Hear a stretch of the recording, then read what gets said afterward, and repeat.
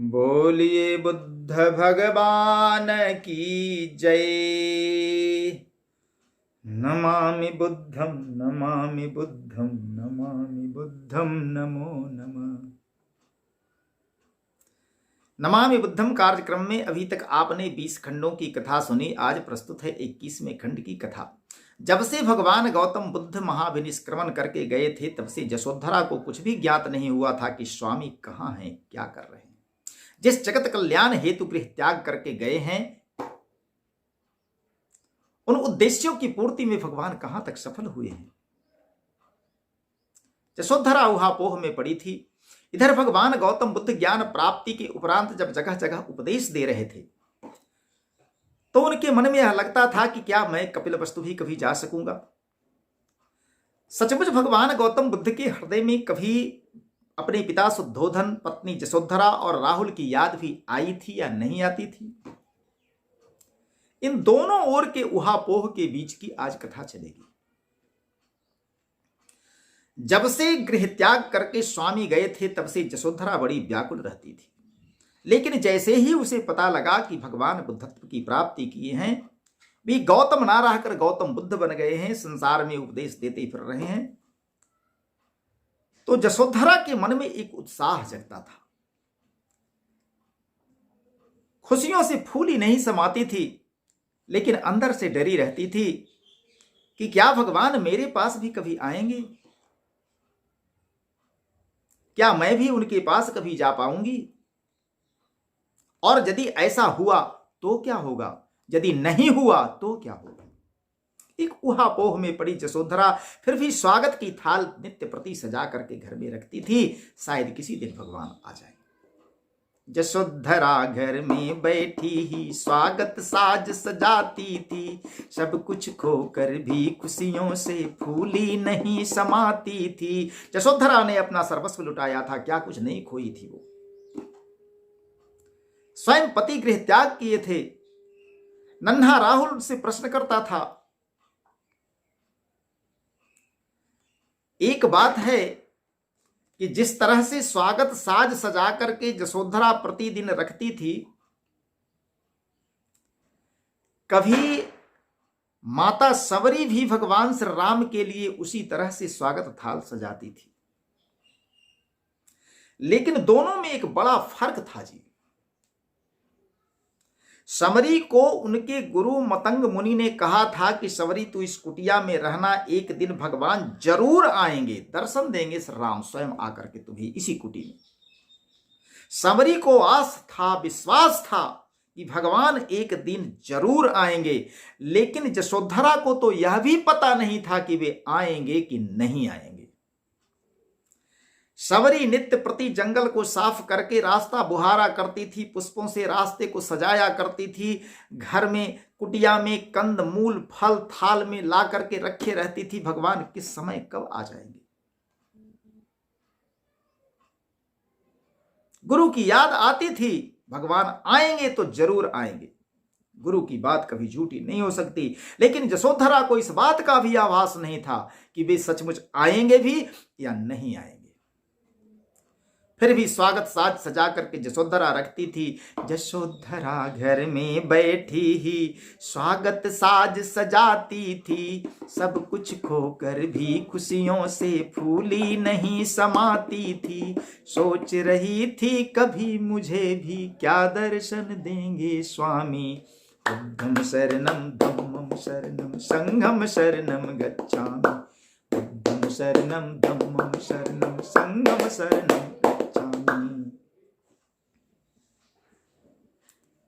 इसी उहापोह में पड़ी यशोधरा नित्य प्रति सोचा करती थी, बुद्ध बनाने हेतु अहावह क्या कुछ नहीं लुटाई थी। गौतम को गौतम बुद्ध बनाने के लिए यशोधरा ने क्या कुछ नहीं खोया था, अपना सर्वस्व लुटा दी थी, पति गृह त्याग किए थे। बुद्ध बनाने हेतु अहावह क्या कुछ नहीं लुटाई थी, करें सामना एक बार फिर साहस नहीं जुटाई थी। वो तो जान रही थी कि भगवान गौतम बुद्ध सभी जगह जगह जगह पर घूम करके उपदेश देते चल रहे हैं, तो यशोधरा को एक बार जाकर के मिलने में, मुलाकात करने में क्या जाता था, लेकिन यशोधरा डरती थी कि जिस हेतु वे गृह त्याग किए, आखिर उन्हीं जंजालों में फंसाने के लिए फिर से मैं उनके पास क्यों जाऊं? पैरों में बेड़ियां डालने वाली मैं कौन होती हूं? वे तो भगवान है, बुद्ध है। सहमती थी, डरती थी, न जा सकती थी, न बुला सकती थी। बुद्ध बनाने हेतु वह क्या कुछ नहीं लुटाई थी, करे सामना एक बार फिर साहस नहीं जुटाई थी। चलूं बुद्ध को चल कर देखूं, चलूं बुद्ध को चल कर देखूं, भरा नहीं हृदय हामी। बुद्धम शरणम धम्मम शरणम संघम शरणम गच्छामि। बुद्धम शरणम धम्मम शरणम संघम शरणम गच्छामि। हाय रे विवशता, जिसके चरणों में सारा संसार लुटा रहा था, आज यशोधरा उनके चरणों का दर्शन करने में सहमति थी, डरती थी। यदि उन्होंने नहीं अपनाया, त्याग दिया, ठुकरा दिया, तो जिस गृह जंजाल को छोड़ करके वे चले गए, जिस पत्नी और पुत्र को छोड़ करके चले गए, जिस मोह की सीमा को तोड़कर चले गए, उसी मोह पास को फैलाने में एक बार फिर जाऊं? नहीं होगा ऐसा। बुद्ध बनाने हेतु वह क्या कुछ नहीं लुटाई थी, करें सामना एक बार फिर साहस नहीं जुटाई थी। चलूं बुद्ध को चल कर देखूं, भरा नहीं हृदय हामी। बुद्धम शरणम धम्मम शरणम संघम शरणम गच्छामि। यदि ऐसा होना ही होता तो फिर मुझे छोड़कर भी चले क्यों जाते? गृह त्याग क्यों किया उन्होंने? जिस मोह को फैलाने फिर मैं पहुंच जाऊं। जिसे छोड़कर चले गए वे क्यों उनका रास्ता रोकूं। हाय रे यशोधरा सोचती है कि जिसे छोड़कर वे चले गए, जिसे त्याग कर चले गए, जिसे ठुकरा कर चले गए, एक बार फिर मैं उनका रास्ता रोकने जाऊं? नहीं, ऐसा कतई नहीं होगा। जिसे छोड़कर चले गए वे क्यों उनका रास्ता रोकूं। गए जगत कल्याण हेतु तो शुभ कर्मों में क्यों टोकूं। वे तो जगत कल्याण हेतु गए हैं, शुभ कार्य हेतु गए हैं, मैं क्यों टोकूं, मैं क्यों रोकूं? ऐसा नहीं। जिसे छोड़कर चले गए वे क्यों उनका रास्ता रोकूं। गए जगत कल्याण हेतु तो शुभ कर्मों में क्यों टोकूं। रहे न गौतम मात्र मेरे अब वे मेरे अकेले नहीं रहे। मात्र कपिल वस्तु के राजकुमार नहीं रहे, शुद्धोधन के मात्र पुत्र नहीं रहे, यशोधरा के मात्र पति नहीं रहे, और राहुल के मात्र पिता नहीं रहे।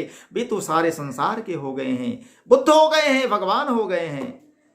मैं उन पर अधिकार जताने वाली होती कौन हूं? जिसे छोड़कर चले गए वे क्यों उनका रास्ता रोकूं। गए जगत कल्याण हेतु तो शुभ कर्मों में क्यों टोकूं। रहे न गौतम मात्र मेरे अब बुद्ध बने सबके स्वामी। बुद्धम शरणम धम्मम शरणम संघम शरणम गच्छामि। रहे न गौतम मात्र मेरे अब बुद्ध बने सबके स्वामी। बुद्धम शरणम धम्मम शरणम संघम शरणम गच्छामि। बुद्धम शरणम धम्मम शरणम संघम शरणम गच्छामि। जितना ज्यादा दिखता जग को गौतम बुद्ध की बौद्ध कथा, भगवान गौतम बुद्ध की बौद्ध कथा इस संसार को जितनी अच्छी लगती है, सुहाती है, जितना दिखाई देता है, उससे कहीं अधिक उस कथा में यशोधरा की व्यथा छिपी हुई है। बुद्ध की कथा सबको दिखती है, लेकिन यशोधरा की व्यथा किसी को नहीं दिखती जी। जितना ज्यादा दिखता जग को गौतम बुद्ध की बौद्ध कथा, उससे अधिक छिपी है उसमें यशोधरा की व्यथा कथा। बुद्ध की कथा से उसमें यशोधरा की व्यथा अधिक छिपी हुई है। जितना ज्यादा दिखता जग को गौतम बुद्ध की बौद्ध कथा, उससे अधिक छिपी है उसमें यशोधरा की व्यथा कथा। सच माने तो एक दूसरे, सच माने तो एक दूसरे के दोनों पूरक गामी। बुद्धम शरणम धम्मम शरणम संघम शरणम गच्छामि। सच माने तो एक दूसरे के दोनों पूरक गामी। बुद्धम शरणम धम्मम शरणम संघम शरणम गच्छामि। बुद्ध की सारी कथा यशोधरा की व्यथा है। महाभिनिष्क्रमण न होता और न यह दूरी होती, बिन यशोधरा के गौतम की चाह नहीं पूरी होती। यदि महाभिनिष्क्रमण नहीं होता और यशोधरा की व्यथा नहीं होती तो आज संसार के सामने गौतम बुद्ध की एक कथा नहीं होती। महाभिनिष्क्रमण न होता और न यह दूरी होती, बिन यशोधरा के गौतम की चाह नहीं पूरी होती। प्रेरित होते अगर न तो प्रेरित होते अगर न तो होते कैसे सतपथगामी। बुद्धम शरणम धम्मम शरणम संघम शरणम गच्छामि। बुद्धम शरणम धम्मम शरणम संघम शरणम गच्छामि। वर्तमान युग में कभी गोस्वामी तुलसीदास को भी इस बात का सामना करना पड़ा था, लेकिन परिस्थितियां विपरीत थी। उन्हें गोस्वामी तुलसीदास को रत्ना से फटकार मिली थी, तब उन्होंने गृह त्याग किया था।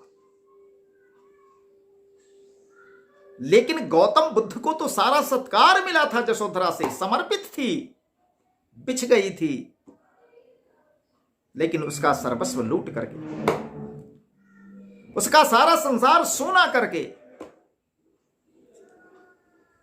और गौतम अर्धरात्रि में चुपके से महाभिनिष्क्रमण कर गए थे। आखिर क्यों? इसके पीछे इस सारे जगत का रहस्य है। यदि उस दिन महाभिनिष्क्रमण नहीं करते, गृह त्याग नहीं करते, तो आज संसार को बुद्ध की कथा नहीं मिलती, भगवान गौतम बुद्ध नहीं होते। यशोधरा अपना सब कुछ खोई थी। दोनों के मन में संकल्प विकल्प चल रहा था। महाभिनिष्क्रमण न होता और न यह दूरी होती, बिन यशोधरा के गौतम की चाह नहीं पूरी होती।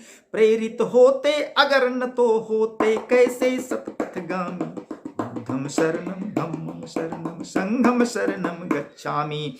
इधर केवल यशोधरा ही नहीं सोच रही थी, यह सोच गौतम बुद्ध के अंदर भी थी। उनके अंदर भी उहापोह था, उथल पुथल उनके अंदर भी मची हुई थी। गौतम भी सोच रहे थे बुद्ध की जाकर लुम्बिनी वन में क्या होगा। क्या मैं फिर एक बार कपिलवस्तु में जाऊं? यदि गया तो लुम्बिनी वन में जाने के बाद क्या होगा? कपिलवस्तु वाले क्या करेंगे? मेरे पिता किस तरह से आएंगे? क्या एक बार फिर पत्नी के बाहुपास में मोह बंधन में पड़ जाऊंगा? क्या पुत्र मोह हावी हो जाएगा? मुझे कपिलवस्तु जाना चाहिए, नहीं जाना चाहिए? भगवान गौतम बुद्ध इसी उहापोह में थे। सोच रहे थे बुद्ध की जाकर लुम्बिनी वन में क्या होगा। कपिलवस्तु के रंग महल में फिर इतिहास नया होगा। कपिलवस्तु के रंग महल में जाने पर क्या इतिहास नया हो जाएगा या फिर वही पुरानी बात होगी? गौतम बुद्ध के सामने ये बातें बार बार आती थी। यक्ष प्रश्न था यह। सोचते थे कि जल के ऊपर कमल पत्र ज्यों, जल के ऊपर कमल पत्र ज्यों होता नहीं अधोगामी। बुद्धम शरणम धम्मम शरणम संघम शरणम गच्छामि। जल के ऊपर पड़े कमल पत्र पर जल का एक कण, जल की एक बूंद नहीं आती, और जल आने पर भी वह कमल का पत्ता नीचे नहीं जाता। उस कमल पत्र पर जल की बूंदें नहीं टिक पाती।